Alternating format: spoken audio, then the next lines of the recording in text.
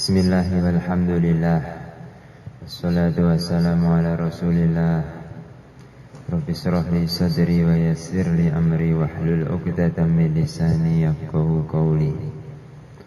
Subhanaka la ilma lana illa ma 'allamtana innaka antal alimul hakim.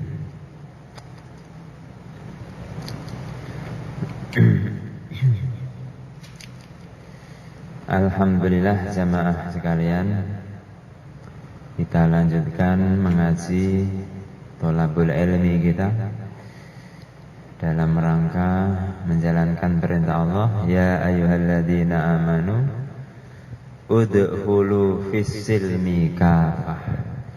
Wahai orang-orang yang beriman, masuklah kalian dalam Islam dengan sempurna. Dan kita tidak akan bisa masuk dalam Islam secara sempurna kecuali jika tahu seluk-beluk Islam. Nah, cara untuk mengetahui seluk-beluk Islam adalah dengan kita ngaji tholabul ilmi. Maka satu fadilah yang dulu disampaikan oleh guru kita almarhum Romo Yai Uzairun Thaifur Abdillah, ada dosa-dosa, kata beliau, yang itu tidak akan bisa dihapus kecuali jika seseorang itu menuntut ilmu. Niki nek kula memahaminya, di antaranya adalah dosa-dosa, kesalahan-kesalahan yang kita lakukan sebab kita tidak tahu. Karena kita tidak tahu, akhirnya salah dalam beramal ini, beramal itu. Tapi ketika seseorang ini semasa hidup dia punya kegiatan rutin ngaji yang diniatkan sempurna tentunya, dan itu kesalahan-kesalahan itu akan mudah diampuni. Ya Allah, saya dulu sudah ngaji, tapi mungkin babnya belum sampai situ, akhirnya salah. Oh ya udah kalau begitu. Termasuk dalam urusan kitab fikih itu, dalam urusan bacaan Fatihah. Itu kalau seseorang baca Fatihah dengan lahan yughayyirul makna, kesalahan yang sampai tingkatan merubah makna, maka sholatnya batal, tidak sah. Kecuali kalau orang itu pernah ngaji Fatihah, tetapi bisanya ya memang seperti itu. Ilat-ilat Jawa bisa gede namung ngoten niku. Ngalami. Dan itu sebab dia ngaji, itu kesalahan-kesalahannya akan mudah diampuni. Karena innamal a'malu binniyat, dia sudah niat sungguh-sungguh. Niat niku qasdu syai' muqtarinan bi fi'lihi, menyengaja sesuatu hal yang berbarengan dengan mengerjakan hal itu. Jadi kalau ada orang yang sering dibahasakan di kita, ya, siapa niat keluar 4 bulan, insyaallah, niki kalau dia sama sekali belum persiapan, niku belum niat namanya. Itu baru namanya azam. Dalam bahasa Arab namanya azam. Niat itu menyengaja sesuatu berbarengan dengan memulai membuat sesuatu itu. Lah, niat supaya napa namine memahami Islam secara sempurna, ini baru dianggap sungguh-sungguh niatnya ini kalau dia ini mau ngaji, Pak. Ngoten ya. Jadi ini satu fadilah besar untuk orang-orang yang mau ngaji ketika di dunia ini. Kesalahan-kesalahannya akan mudah diampuni oleh Allah Ta'ala, barokah ngaji yang dia niatkan untuk tahu segala hal yang memang perlu untuk diketahui dalam Islam ini. Jadi kita mulai saja.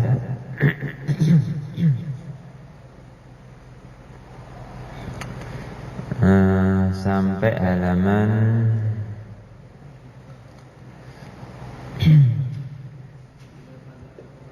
83.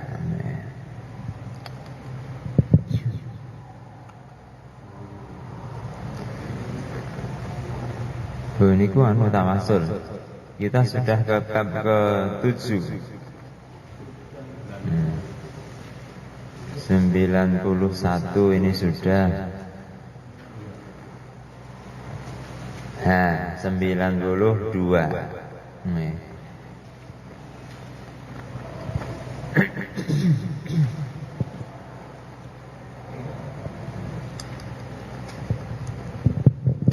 Bismillahirrahmanirrahim. 92 yang atas, hadis yang agak panjang ini. Ini riwayat hadis riwayat Bukhari Muslim yang dinukil dari kitab Al-Adhkar.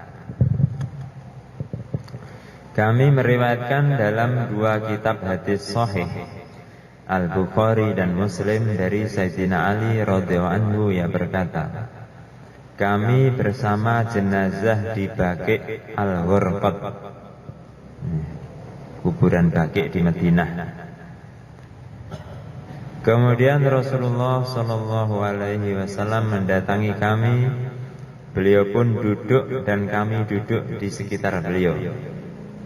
Rasulullah sallallahu alaihi wasallam membawa tongkat yang beliau tekan, lalu menulis garis dengan tongkatnya dan bersabda, tidak ada satupun di antara kalian kecuali telah dipastikan tempatnya di surga dan neraka.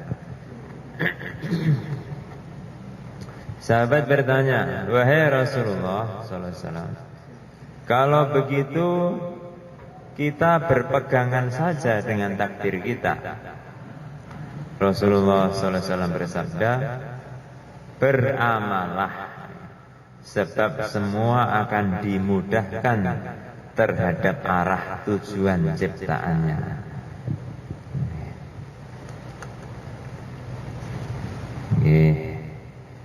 Ini hadis targiban, penyemangatan kita untuk memperbanyak amal, jangan hanya bergantung kepada takdir. Walaupun semua memang sudah ditakdirkan. Terus pernah Nabi itu ini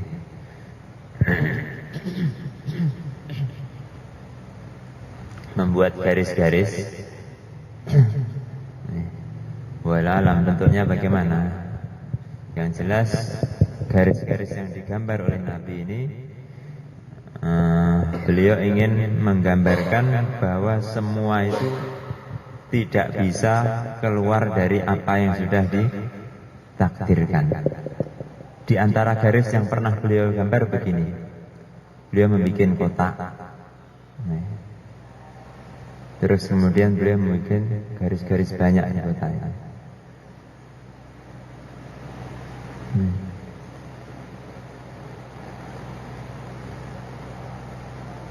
Apa ini ya Rasulullah? Ini garis-garis yang banyak ini adalah hal-hal yang dilakukan oleh manusia. Nah, kotak ini garis takdir. Apapun yang dilakukan oleh manusia, pasti dan pasti tidak akan melewati takdirnya. Kemudian Nabi membuat garis panjang. Nah, ini apa yang panjang ini? Yang panjang ini adalah angan-angan manusia. Angan-angan mereka selalu melebihi takdirnya. Angan-angan ini pengen dados ini itu, pengen punya ini itu. Nek saged nggih garwane dosa.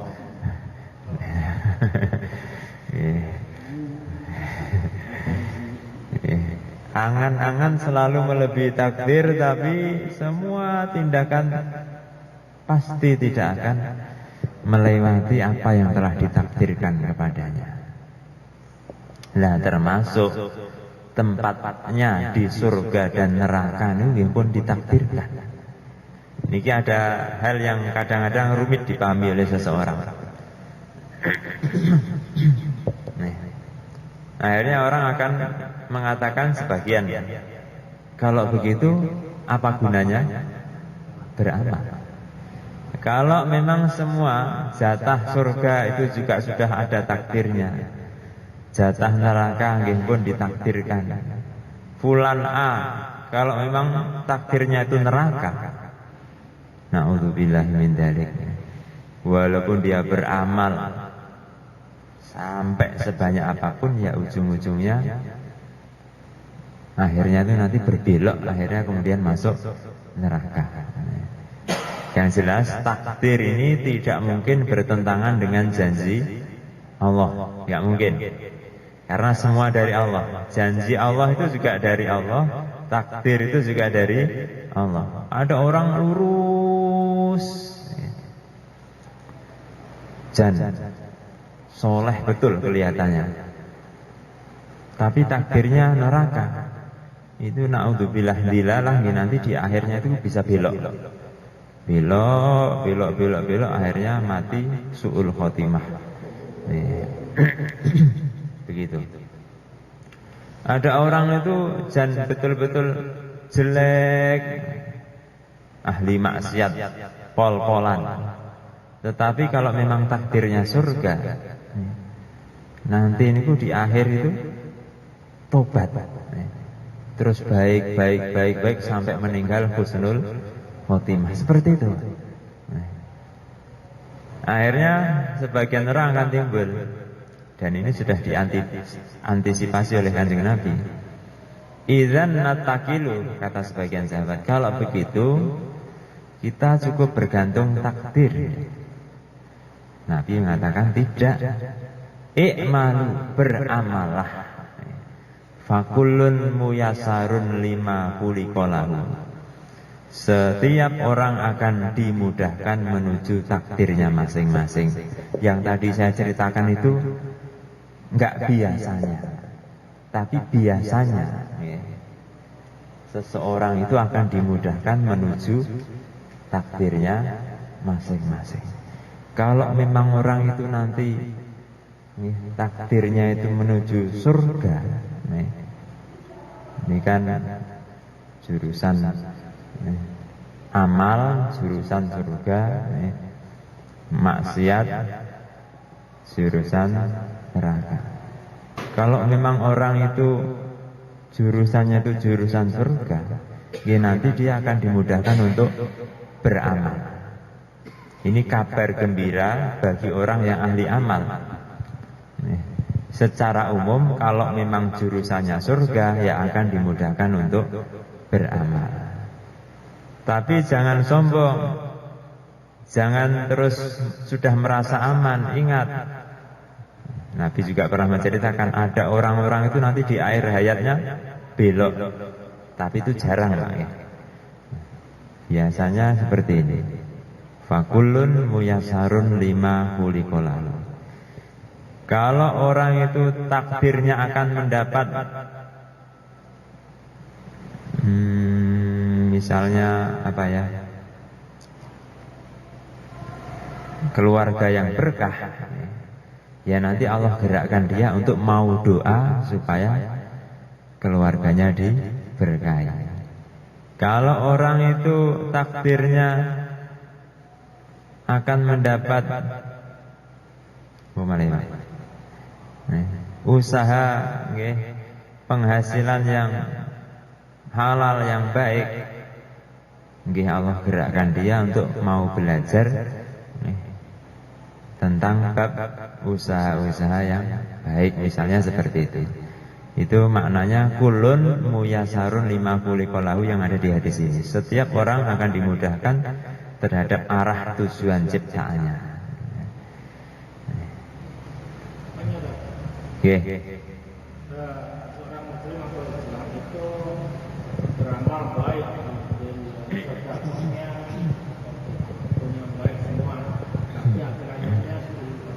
Nggih.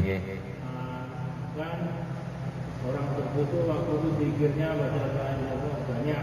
Matinya sebenarnya. Itu nanti waktu zikir atau amal solehnya itu gimana?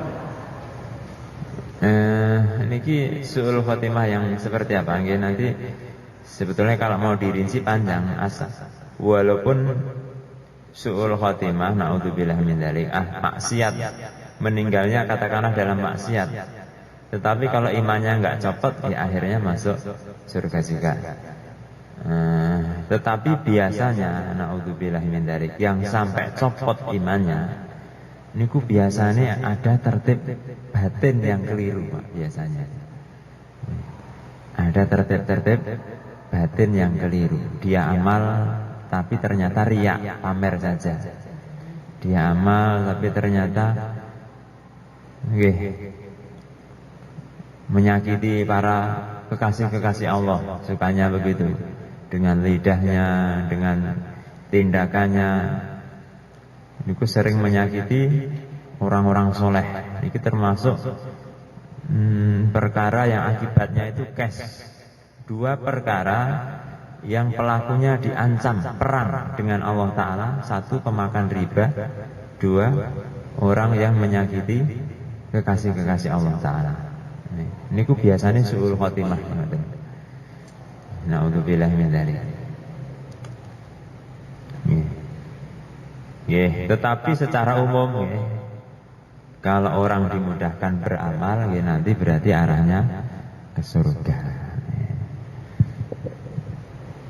Kalau bicara takdir, karena dia ditakdirkan ke surga, akhirnya ditakdirkan, maka dia ditakdirkan untuk beramal dengan amalan-amalan ahli surga. Kok begitu? Ya begitu itu. La yus'alu amma yaf'alu wa hum yus'alun. Allah tidak bisa ditanya, dipersoalkan tentang apa yang dia kehendaki, yang dia tentukan. Justru manusialah yang akan ditanya. Kok ngoten niku? Nggih, memang programe Gusti Allah ngoten niku. Maka syukurlah kalau iman itu ada di hati kita. Amin. Alhamdulillah. Nggih. Diriwayatkan dari Sayyidina Utsman radhiyallahu anhu, jika Rasulullah sallallahu alaihi wasallam selesai memakamkan mayit, maka beliau berdiri di atasnya, di atas kuburan, dan bersabda, mintakan ampun untuk saudaramu dan mintakan keteguhan baginya, sebab sekarang ia sedang ditanya oleh malaikat. Doa ini kan amalannya orang lain, ternyata disyariatkan, berarti amalan orang lain itu bisa bermanfaat untuk orang yang lain lagi. Hampir sama semua kemarin. Termasuk ini hadis berikutnya diriwayatkan dari Sayyidah Aisyah radhiyallahu anha, Rasulullah sallallahu alaihi wasallam memerintahkan menyembelih domba yang bagus. Maka Rasulullah sallallahu alaihi wasallam berdoa, bahasa Arabnya, Bismillah, Allahumma taqabbal min Muhammadin wa ali Muhammadin wa min ummati Muhammadin sallallahu alaihi wasallam. Dengan menyebut asma Allah, ya Allah, terimalah dari Muhammad, keluarga Muhammad, dan dari umat Muhammad sallallahu alaihi wasallam. Jadi beliau pernah nyembelih kambing, Pak. Kemudian terimalah kurban ini,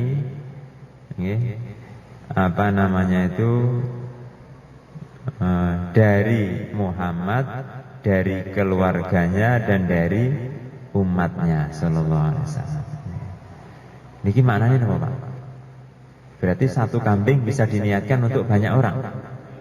Begitu. Kalau kita tidak ikut para ulama yang ahlinya, Nanti seolah-olah artinya seperti itu. Nanti kalau kita maknai seperti itu, nanti jadi bertentangan dengan hadis-hadis lain yang menyatakan bahwa unta untuk 7 orang, sapi 7 orang, kambing untuk 1 orang. Nah kalau ini kita maknai kambing bisa untuk banyak orang, bahkan untuk seluruh umat, nanti hadis yang tadi nggak berlaku jadinya. Oke, maka para ulama kita mengatakan maksud hadis ini adalah Nabi kurban, kemudian pahalanya. Nih, termasuk Al-Imam An-Nawawi. Pahalanya itulah yang dihadiahkan kepada keluarga beliau dan kepada seluruh umat. Dan ini bisa. Pahalanya, bukan kurbannya diatasnamakan untuk Nabi plus keluarga plus seluruh umat, bukan. Kurbannya atas nama Nabi, cuman pahalanya dihadiahkan kepada keluarga beliau dan seluruh umat. Berarti sampai.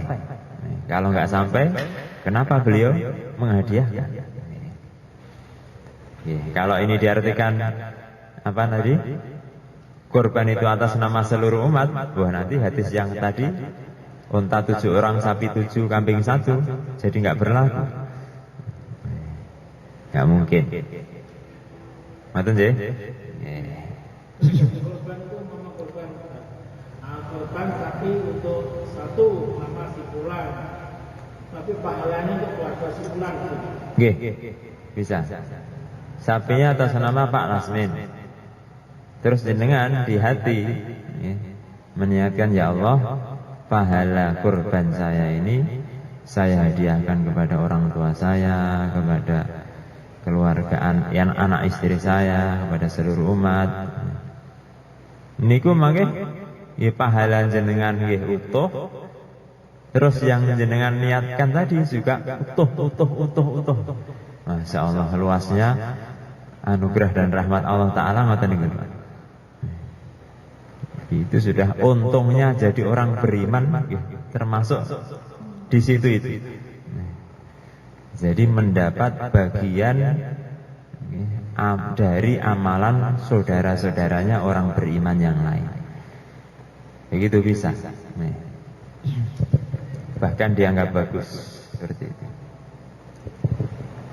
Mboten usah khawatir, wongku nak tak hadiahne nggih kurang, pahala saya sendiri kosong nanti. Oh, itu kan kalau bermuamalah sama manusia.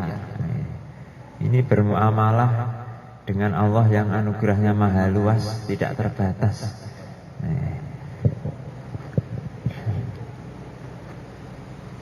Nggih.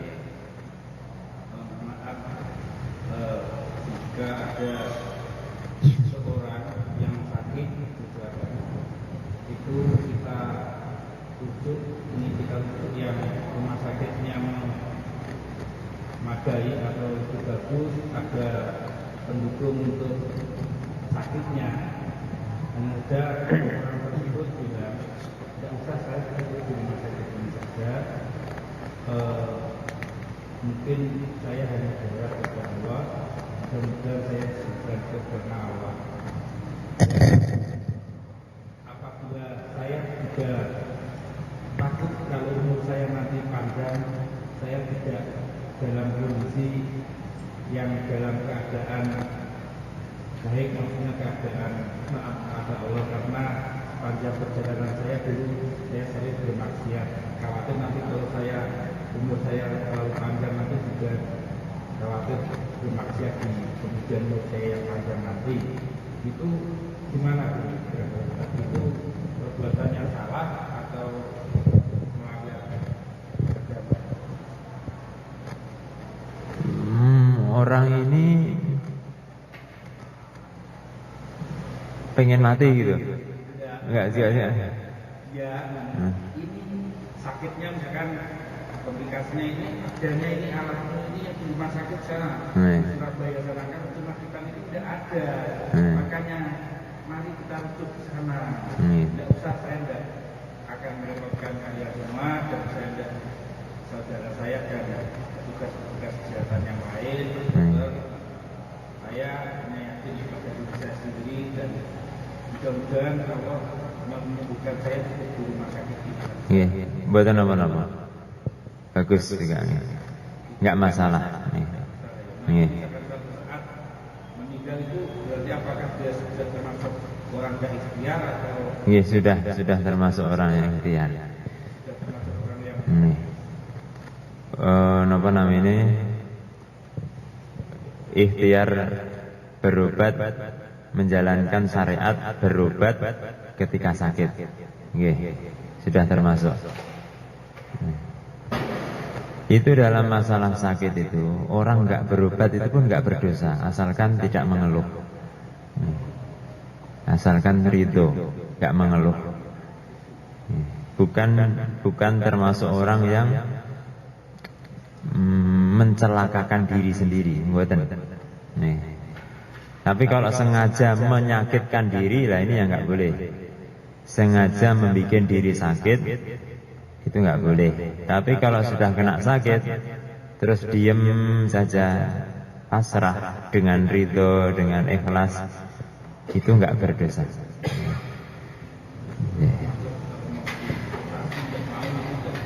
Mboten, malahan itu dia khawatir ada satu hadis yang ada berapa itu?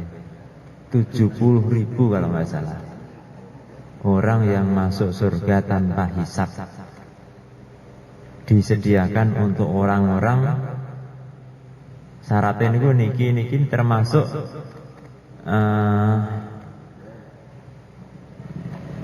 tidak melakukan pengobatan dengan ces api kalau nggak salah begitu. Yang itu sebagian ulama mengatakan dimaknai operasi. Sebagian mengenai begitu. Operasi itu dari satu sisi memang mengobati, tapi dari sisi yang lain juga merobek tubuh. Tapi mboten napa-napa niki bukan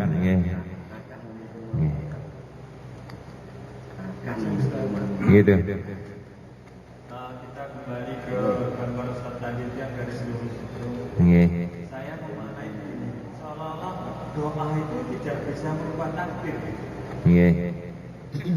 Apakah doa itu bagian dari takdir itu sendiri? Betul. Ada apa namanya itu, tidaklah takdir itu bisa dirubah kecuali dengan doa. Tapi yang perlu diketahui, doa itu sendiri juga bagian dari takdir, gitu.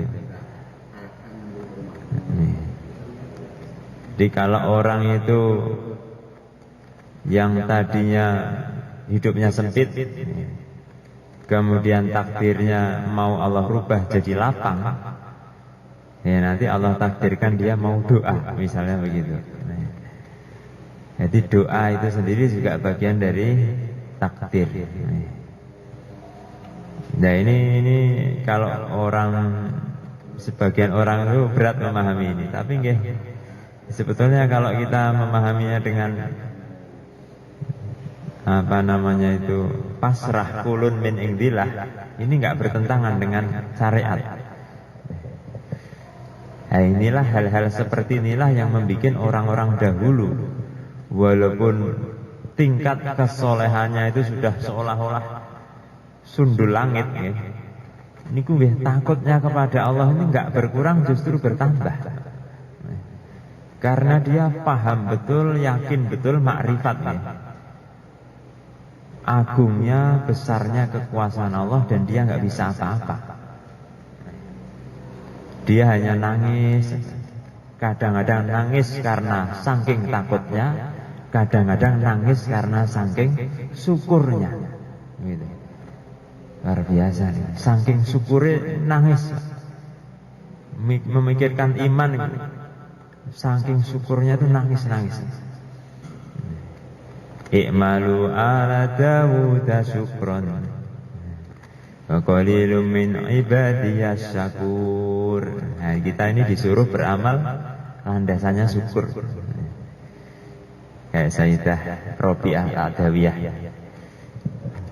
amalnya nggak berhenti-berhenti karena alasannya syukuran.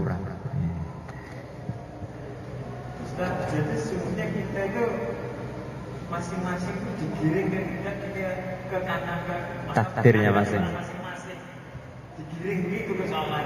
Nggih. Jadi nggak bisa kemana-mana lagi. Nggih. Tetapi manusia itu dikasih,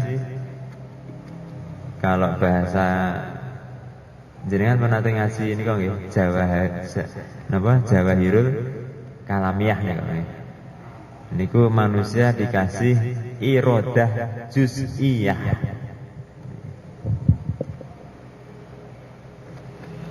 Iradah juz'iyah.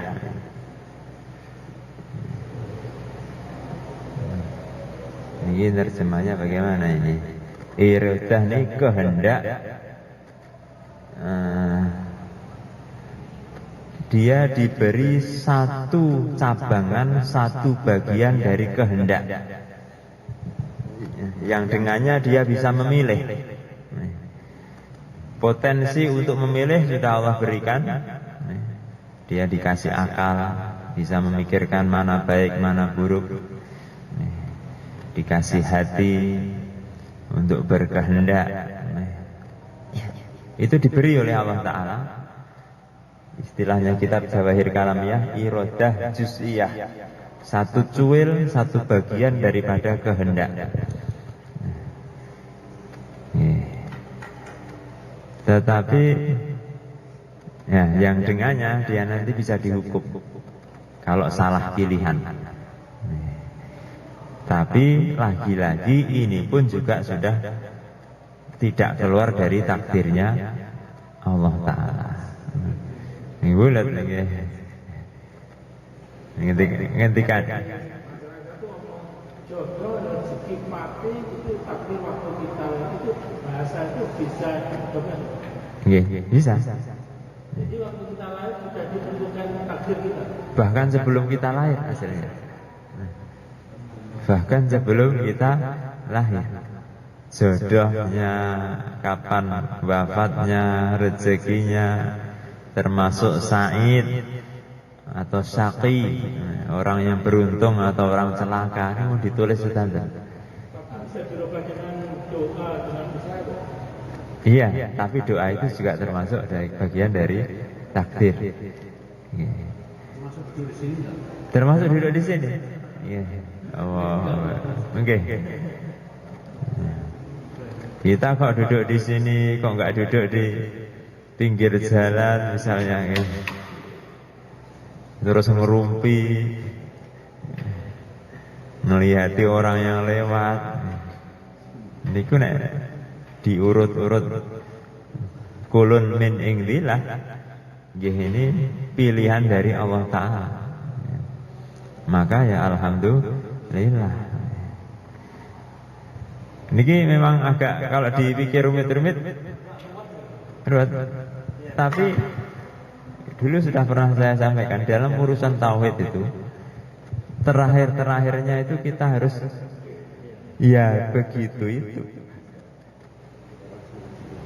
Ya begitulah tertibnya, misalnya gitu ya. Dari Allah Ta'ala titik pun. Jangan menanya kok begitu lagi. Nah, ini kan pun. Ya begitu itu. Nggih.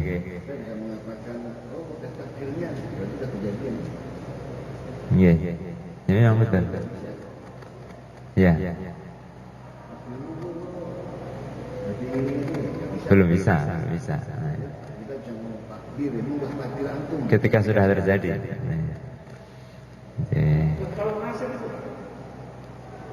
Nasib. Nggih sami mawon, Pak. Ada tingkatnya antara nasib dengan takdir itu. Ada bedanya atau tidak? Nggih. Termasuk bagian dari takdir nasib itu. Takdir kan umum banget nih. Apa saja ini sudah ditakdirkan oleh Allah Ta'ala. Makhluk pertama yang Allah ciptakan itu kolam, pena, yang kemudian diperintah oleh Allah Ta'ala untuk menulis apa saja kejadian yang seharusnya terjadi, mulai dari awal penciptaan alam semesta sampai nanti. Ustaz, cakupan takdir.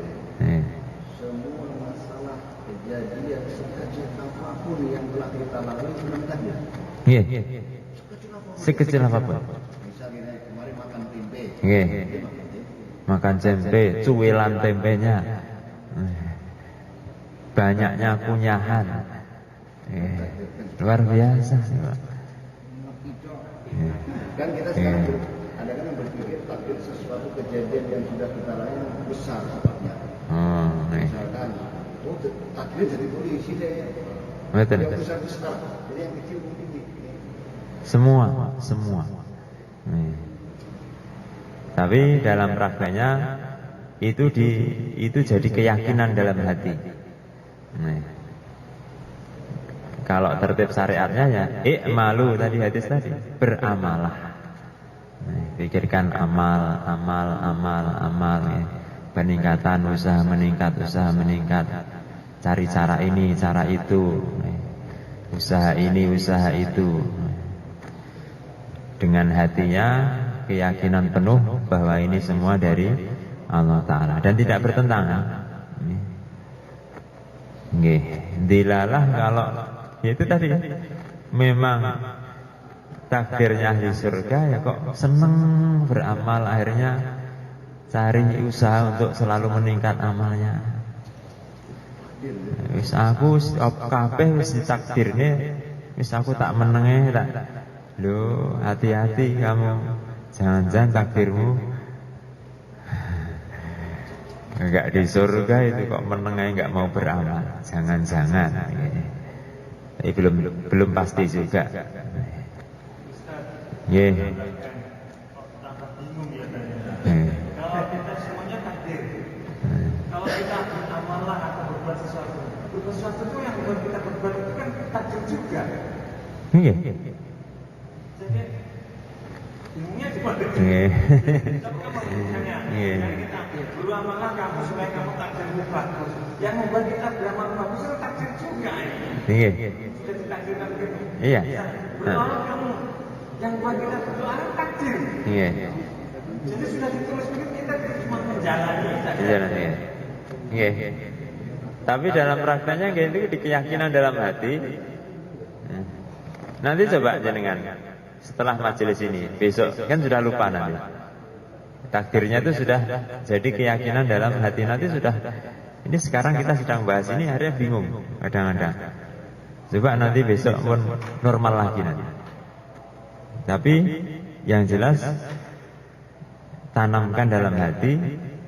Kul, katakanlah wahai Muhammad kepada umat dalam Al-Quran, kullun min indillah, semua dari Allah Ta'ala. Bahkan ada ayat begini,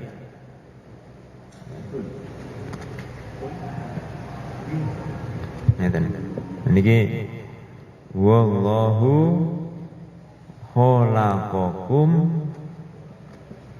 wa ma ta'malun. Masya Allah nih, tambah jelas malih nih. Wallahu, adapun Allah, utawi Allah, Allah lah yang telah menciptakan kalian. Khalaqakum, khalaqa menciptakan kalian, wama dan menciptakan apa saja ta'malun yang kalian perbuat. Allah yang menciptakan kalian dan menciptakan apa saja yang kalian perbuat. Quran ini, Pak. Jadi setelah sukses dan berhasil itu dijajar. Kita bicara apa? Ada hakikat, ada pembicaraan hakikat. Ini yang sedang kita bicarakan, ini bicara hakikat. ada pembicaraan itu pembicaraan asbab dohir. Dan ini semua ada dalam syariat ini. Kadang-kadang bicara hakikat, kadang-kadang bicara syariat dohir. Ketika selesai perang Badar, ketika selesai perang Badar ini, saya senang dengan ayat ini, jadi sering saya sampaikan dulu, sudah pernah juga. Mujahadah habis-habisan, perang yang paling besar dalam sejarah Islam.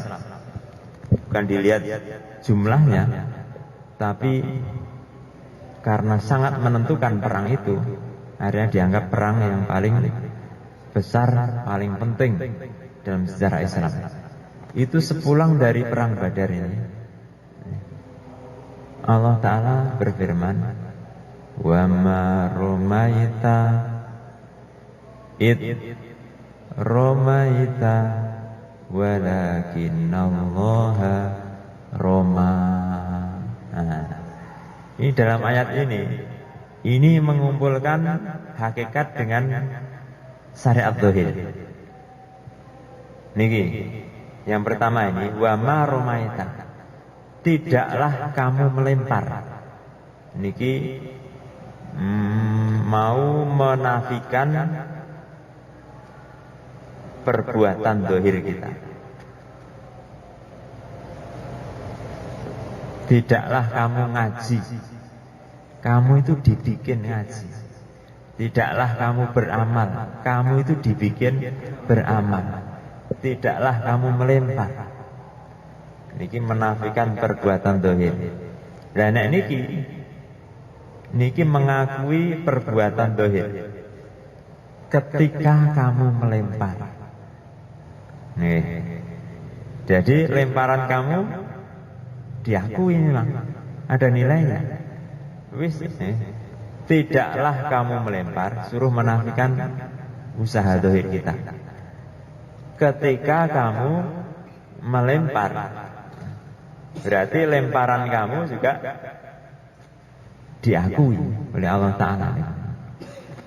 Walakinnallaha roma, tetapi sesungguhnya Allah lah yang melempar. Niki hakikat juga. Niki asbab dohir ini. Asbab yang dohir, bahasa asbab dohir, yang ini bahasa hakikat. Semuanya diakui. Jadi ada porsinya. Kapan kita bicara dengan pembicaraan hakikat, kapan kita bicara dengan pembicaraan dohir. Kalau apa-apa bicara hakikat terus ya, sebutan enten apa-apa akhirnya makin. Kayak gitu. Syariat dohir semua diajarkan oleh Nabi. Begini caranya berdagang, begini caranya berwudu, ngaji, belajar begini, macam-macam. Tapi ketahuilah, yakinilah bahwa itu semua dari Allah Ta'ala. Nah, hakikatnya di hati, Pak. Niki di hati. Lah, orang yang beruntung, kata Romo Yai almarhum, yang bisa mengumpulkan dua ini. Pun jam itu nih, hampir. La ilaha illallah Muhammadur Rasulullah. Keyakinan hatinya adalah tidak ada yang berhak disembah kecuali Allah Ta'ala. Tidak ada yang bisa berbuat kecuali Allah. Tidak ada yang bisa ngasih manfaat mudarat kecuali Allah. Terus perbuatan dohirnya Muhammadur Rasulullah. Lah, kalau dua perkara ini kumpul dalam diri seseorang, lah itulah orang yang beruntung. Maten ya? Sekap boten sah di perpanjang lagi nih. Nggih. Mun di titik mau niki. Kok ngoten nggih memang ngoten niku. Nggih.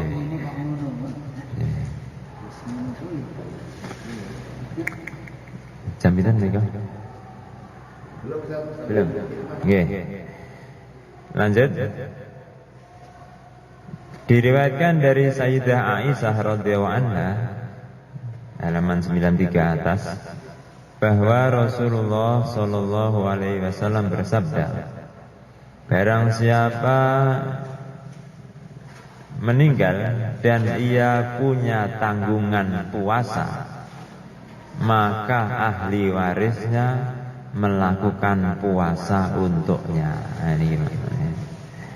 Man mata wa alaihi siyam soma anhu waliyuhu. Jelas ya. Makanya ulama sepakat ijma 4 madhab ya. Apa itu? Orang yang mati masih punya tanggungan puasa, itu nanti keluarganya yang masih hidup berpuasa di atas namakan mayit bisa. Dan ini jadi dalil berarti amalan yang lain pun bisa. Nah itu hadis yang ingkoto'a amaluhu itu.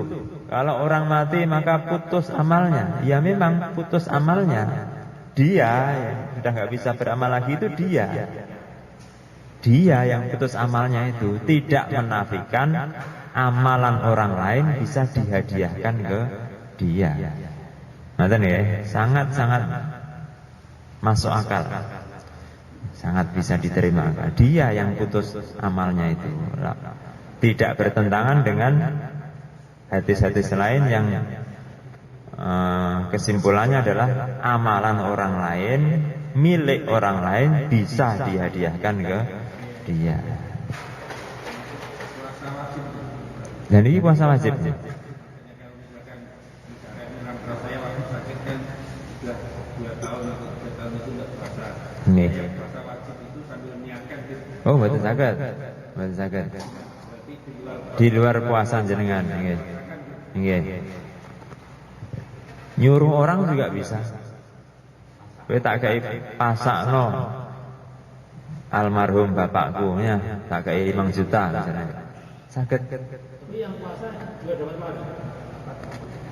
pahala. Dapat pahala nggih. Tetap dapat pahala kalau dia ada niat membantu nggih ngoten. Ikhlas karena Allah nggih dapat pahala. Double itu.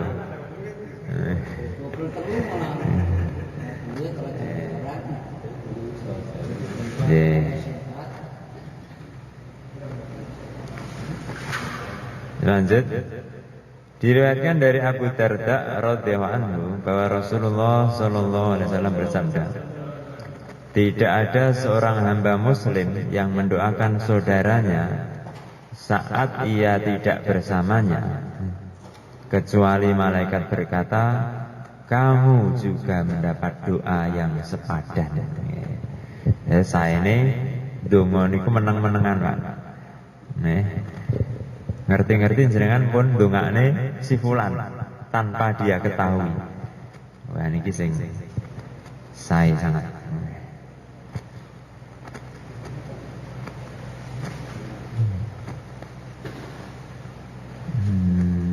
Hampir sama hadis berikutnya.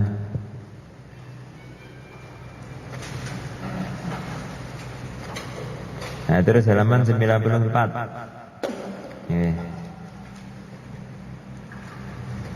Yang bawah. An Aisyah radhiyallahu anha bahwa seseorang bertanya kepada Nabi sallallahu alaihi wasallam, inna ummi uftulitat. Ibu aku meninggal mendadak. Kata orang tadi yang sowan kepada Nabi. Aku yakin andai ia bisa bicara, maka ia ingin bersedekah.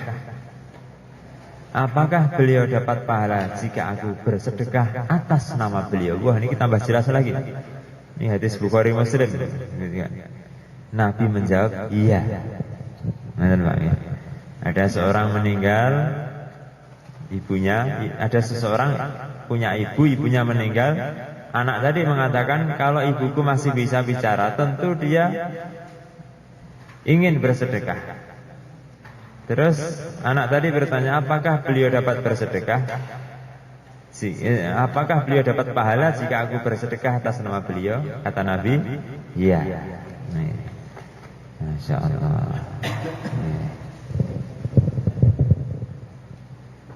Dan sedekah, termasuk sedekah yang paling tinggi adalah memberi orang minum. Memberi orang minum. Ini sedekah yang termasuk paling besar. Minum, okay, minum. Menjual. Iya, itu kan. Iya, termasuk. Langsung ya, Pak Lasmen langsung.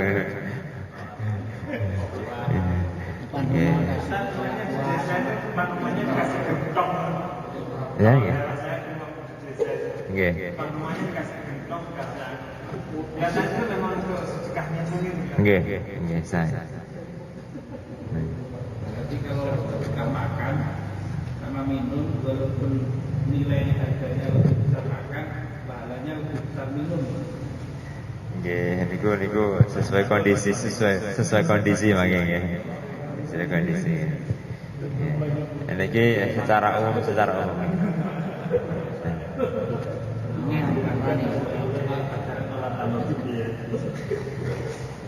Ada satu posisi di sekitar Ka'bah yang diperebutkan oleh kabilah-kabilah zaman itu, yaitu tugas memberi minum jamaah haji. Ini jadi saingan antar kabilah untuk mendapatkan tugas itu. Dan itu yang mendapat tugas itu selalu kabilahnya Kanjeng Nabi, Bani Hasyim. Dapat tugas sakiyah, memberi minum jamaah-jamaah haji yang datang. Itu kemuliaan besar yang diirikan oleh banyak orang Arab. Berlomba-lomba pengen memberi minum kepada jamaah haji.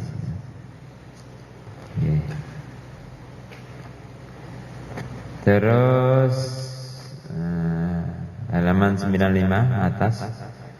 Sesungguhnya sedekah memadamkan panasnya kuburan bagi para penghuninya. Seorang mukmin hanya bisa bernaung di bawah sedekahnya pada hari kiamat. Innama yastadhillu al-mu'min yaumal qiyamah fi dhilli shadaqatihi. Sedekah itu apakah harus memberi ke orang miskin? Contoh misalnya kami di profesi punya anak dua katakanlah, dia makan, itu maksudnya sedekah kan masuk.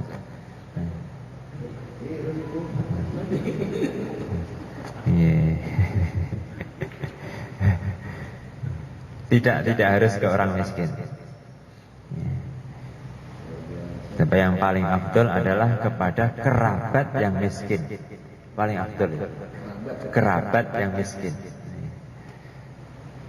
Bahkan itu sampai kerabat nggak ada, nanti tetangga. Saudara nasab.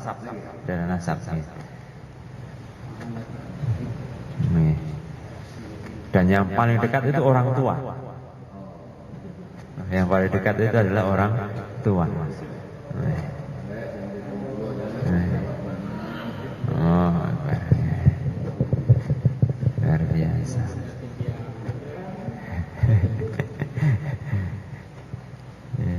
Yatim piatu ini kaki sing tasik dereng balik. Sampun ya. Mugi-mugi dipun tampi oleh Allah Ta'ala barokah manfaat kita, keluarga kita, untuk seluruh umat dunia akhirat. Amin amin. Subhanallah bihamdihi, subhanaka wa bihamdika, asyhadu an la ilaha illa anta, astaghfiruka wa atubu ilaik. Assalamualaikum warahmatullahi wabarakatuh.